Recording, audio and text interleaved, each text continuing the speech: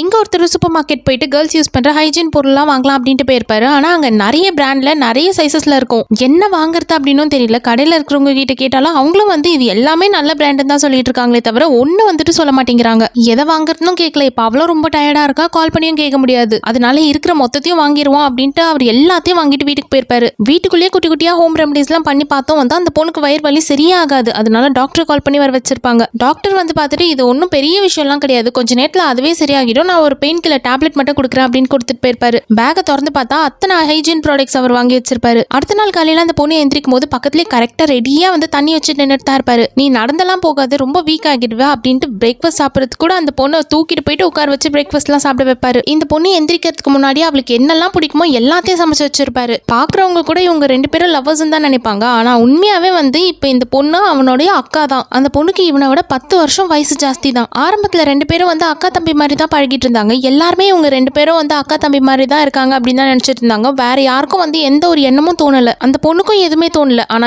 இவருக்கு மட்டும் கொஞ்சம் கொஞ்சமா வந்து என்னதான் நம்மளை விட வயசு ஜாஸ்தியான பொண்ணா இருந்தாலும், என்னதான் ஆரம்பத்துல அக்காவா பார்த்திருந்தாலும் வந்துட்டு கொஞ்சம் கொஞ்சமா லவ் பண்ண ஆரம்பிச்சிருவாரு. ஏன்னா சின்ன வயசுல இருந்தே ஆசிரமத்துல வளர்ந்த பையன் தான். சின்ன வயசுல இருந்தே யாருமே அக்கறை காட்டுறதுக்கு ஆள் இல்லை. ஆனா இந்த பொண்ணு வந்து ரொம்ப அக்கறை காட்டுவா. இவருக்கு அடிப்பட்ட போலாம் ஏதோ ஒரு குழந்தைக்கு மருந்து போட்டு விட்டுட்டு இருக்க மாதிரி மருந்து போட்டுட்டு இருப்பா. கொஞ்ச நாள் போனதுக்கு அப்புறமா இப்ப இந்த பொண்ணு வந்து நம்மள விட வயசு ஜாஸ்தியான பொண்ணு, இவன் நம்மளுக்கு அக்கா மாதிரி அப்படின்ற எண்ணமே போயிடுச்சு. வயசு அப்படின்ற ஒரு விஷயத்தை இப்படி ஓரமா தள்ளி வச்சுட்டு இந்த பொண்ணையே வந்து லவ் பண்ணவும் ஸ்டார்ட் பண்ணிடுவாரு. ஆனா ஸ்டார்டிங்ல இந்த பொண்ணு ஒத்துக்கவே மாட்டா. நீ எனக்கு தம்பி மாதிரி, உன்னை நான் தம்பி மாதிரி தான் பார்த்தேன், உன்னை எப்படி என்னால லவ் பண்ண முடியும் அப்படின்ட்டு அவளும் வந்து ரொம்ப வந்து அவாய்ட் பண்ணிட்டே தான் இருப்பா. ஆனா அந்த பொண்ணோட மனசை கடைசியில இவர் வந்து அவரோட பாசத்தினாலே வின் பண்ணிடுவாரு. வேற எங்க தேடினாலும் இந்த மாதிரி ஒரு பையன்லாம் நம்மளுக்கு கிடைக்கவே மாட்டான் அப்படின்றதே அந்த பொண்ணு புரிஞ்சுப்பா. அதனால இப்ப அந்த பொண்ணு வந்து உண்மையாவே லவ் பண்ண ஆரம்பிச்சிருவா. ஆனா ஊர்ல இருக்கிறவங்க ஏதாச்சும் சொல்ல போறாங்க அப்படின்றதுக்காகவே அதை வந்து வெளியே காமிச்சுக்காம தான் இருந்தா. ஒரு பாயிண்ட்டுக்கு மேல அவனுக்கும் என்ன பிடிச்சிருக்கு, எனக்கும் அவனை ரொம்ப பிடிச்சிருக்கு, மத்தவங்களை பத்தி எல்லாம் பார்க்க கூடாது அப்படின்ட்டு இவங்க 2 பேருமே கல்யாணமும் பண்ணிப்பாங்க.